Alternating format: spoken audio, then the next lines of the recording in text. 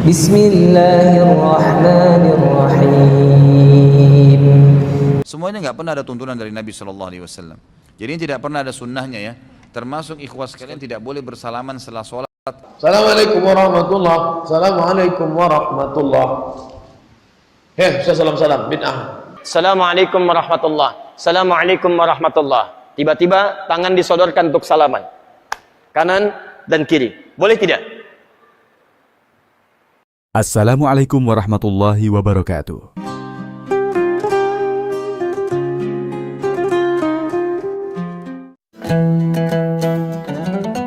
Banyak dari kita yang terbiasa salaman setelah sholat berjamaah. Tapi, sebagian orang mempertanyakan, apakah ini sunnah, bid'ah, atau hanya sekadar tradisi baik?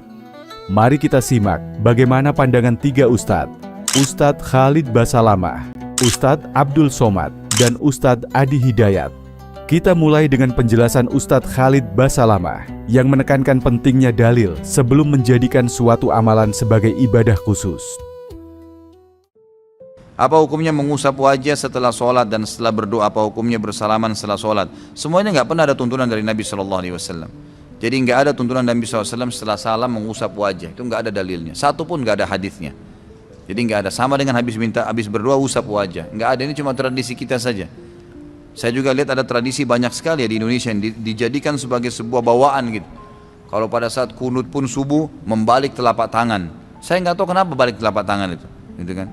Katanya karena ada doa di situ minta agar dijauhkan dari keburukan. Tidak pernah ada riwayat menjelaskan Nabi SAW yang membalik telapak tangan pada saat berdoa.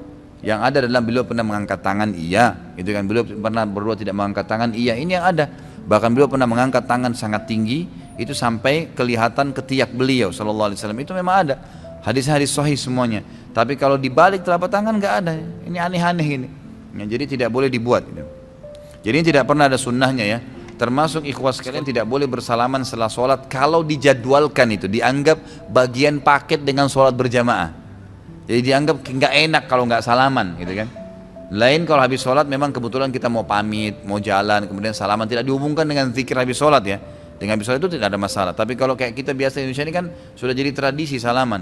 Apalagi ditambah lagi dengan membaca salawat keliling-keliling masing-masing semua. Ini sama sekali nggak ada tuntunannya ikhwah ya. Hati-hati, jadi nggak boleh. Nggak bolehnya itu bukan karena salawatnya ya, bukan karena salamannya, tapi karena tidak pernah ada panduan dari kiai dan guru kita Muhammad sallallahu alaihi wasallam. Ikutilah beliau apapun sifatnya. Kedipan matanya pun kalau perlu diikutin. Kalau nggak dilakukan jangan dilakukan. Selesai, hidup akan bahagia. Menurut beliau, jabat tangan memang ada dalil umumnya. Tapi kalau dibatasi hanya setelah sholat dan diyakini sebagai sunnah khusus, maka tidak ada dasar dari Nabi Shallallahu Alaihi Wasallam. Ustadz Abdul Somad justru balik bertanya, kalau sahabat saja menyalami Nabi setelah sholat, kenapa kita harus melarang?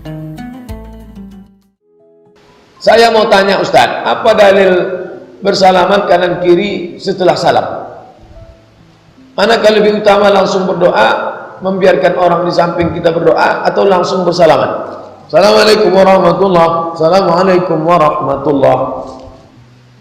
Salam bid'ah, masuk neraka.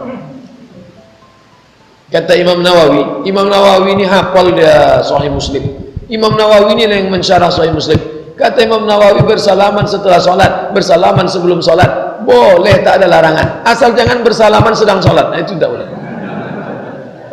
Sebelum sholat salaman boleh, setelah sholat salaman boleh, karena hadis tentang salaman umum. Mamin muslimaini, dua orang muslim yaltaqiyani, berjumpa, wa yatasafahani, berjabat tangan, illa ghufira lahuma. Apakah sebelum sholat dia sudah salaman ataupun setelah sholat sudah salaman? Pernahkah Nabi bersalaman setelah sholat? Pernah. Nabi selesai sholat, datang sahabat mencium tangannya, menyalaminya. Mereka katakan, kami cium tapak tangan Nabi lebih halus daripada sutra, lebih harum daripada semur bak kasturi. Nabi tak melarang. Seandainya haram, pastilah waktu sahabat mencium, sudah haram, tak boleh. Tidak ada larangan untuk salaman setelah sholat. Hadis tentang salaman berlaku umum, dan sahabat pun pernah menyalami Nabi Shallallahu Alaihi Wasallam. Jadi, amalan ini boleh, selama tidak dilakukan di tengah sholat. Ustadz Adi Hidayat mengingatkan, yang paling utama setelah sholat adalah zikir dan doa. Lalu bagaimana dengan salaman? Assalamualaikum warahmatullah. Assalamualaikum warahmatullah. Tiba-tiba tangan disodorkan untuk salaman, kanan dan kiri. Boleh tidak? Boleh tidak? Yang boleh angkat tangan. Yang tidak boleh angkat tangan. Yang wallahu a'lam, enggak usah angkat tangan. Karena waktu kita mau habis di sini. Lihat sini. Untuk menentukan boleh dan tidak, tadi kaidahnya. Lihat, ini sederhana. Cuman satu bagian dari kalimat, tapi maknanya dalam. Boleh dan tidak, jangan asal bicara ini boleh, ini tidak. Anda tidak boleh menghukumi sesuatu di syariat kecuali memahami ketentuannya. Apa landasannya? Mana dalilnya untuk menentukan boleh? Anda tidak paham dalil, jangan bicara hukum. Kata Imam Malik, Anda hafal 100.000 hadis tapi tidak memahami isinya, jangan bicarakan tentang hukumnya. Apalagi Anda yang tidak hafal hadis baru tahu terjemahannya, tiba-tiba memberikan hukum pada orang lain, itu yang bahaya. Bagaimana menentukannya? Apa dalilnya? Tayyib. Hadis riwayat At-Tirmidzi menyampaikan dari Nabi SAW, tidaklah dua orang muslim bertemu dimanapun kapanpun. Catat kalimat itu, dimanapun kapanpun, mau di dalam masjid, mau di luar masjid, mau di kantor, mau di rumah, kapanpun, dalam kondisi yang dibenarkan, mau setelah sholat, mau di luar sholat, yang dibenarkan, karena di dalam sholat gak mungkin, maka diampuni dosa-dosa yang pernah melekat pada keduanya. Pada keduanya. Itu begitu belum lepas ini, digugurkan dosa-dosa yang pernah melekat di antara keduanya.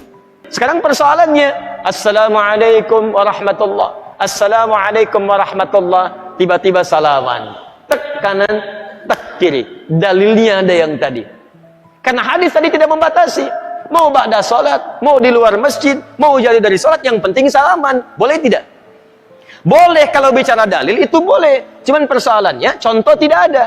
Kaidah mengatakan kalau tidak ada contoh, ya tidak ada masalah. Yang penting ada dalil. Karena patokannya dalil ada. Karena tidak setiap kesempatan Nabi mencontohkan itu. Dalilnya ada.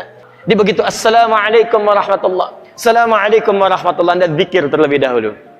Astaghfirullah, astaghfirullah, astaghfirullah. Allahumma antas salam, minkas salam, tabarakta ya dzal jalali dan ikram. Selesai. Assalamualaikum akhi, Assalamualaikum akhi.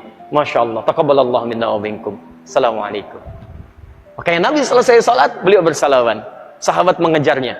Ada Anas mengejar Nabi, dan sebagian mengejar Nabi, salaman mengejar Nabi SAW. Hadisnya sahih, bahkan di Al-Bukhari. Paham ya? Jadi tidak ada masalah teman-teman sekalian, tapi kita paham fikih prioritas. Kecuali ada orang yang belum paham, tiba-tiba Anda sedang berzikir, astagfirullah, astagfirullah, tiba-tiba tangannya begini kepada Anda. Anda sedang berzikir, tangan sahabat Anda diulurkan kepada Anda seperti ini. Assalamualaikum. Mana hukumnya? Menjawab dulu salaman, atau Anda kemudian meneruskan zikir Anda? Assalamualaikum, astagfirullah, astagfirullah. Hati-hati.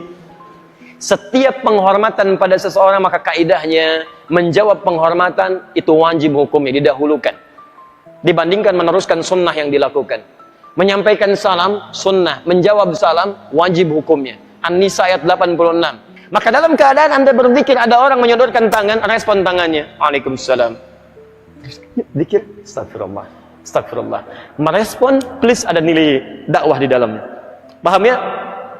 Setelah sholat yang utama adalah zikir. Salaman tetap boleh karena hadisnya umum, meski Nabi tidak mencontohkan secara khusus. Dan kalau ada yang mengulurkan tangan, menjawab salam tetap wajib. Dari ketiga penjelasan tadi, kita bisa melihat bahwa masalah salaman setelah sholat bukan perkara hitam putih. Ustadz Khalid Basalamah menekankan, jangan sampai sebuah kebiasaan dianggap sunnah khusus tanpa ada dalil jelas. Ustadz Abdul Somad menegaskan, tidak ada larangan, bahkan ada riwayat sahabat menyalami Nabi Shallallahu Alaihi Wasallam setelah sholat. Ustadz Adi Hidayat mengingatkan, yang utama setelah sholat adalah zikir dan doa. Tapi kalau ada yang mengulurkan tangan, menjawab salam tetap wajib. Artinya, kalau kita salaman setelah sholat dengan niat silaturahim, itu boleh. Kalau tidak melakukannya, juga tidak berdosa. Yang penting, jangan sampai kita menganggapnya ibadah khusus, atau sebaliknya, menyalahkan orang lain yang melakukannya. Perbedaan pandangan ini menunjukkan keluasan Islam dan bagaimana para ulama memahaminya dari sudut dalil dan fikih yang berbeda. Sikap kita adalah saling menghormati, tidak gampang menyalahkan, dan tetap menjaga ukhuwah. Semoga dengan memahami ini, ibadah kita makin tenang, dan hati kita lapang dalam menghadapi perbedaan. Wassalamualaikum warahmatullahi wabarakatuh.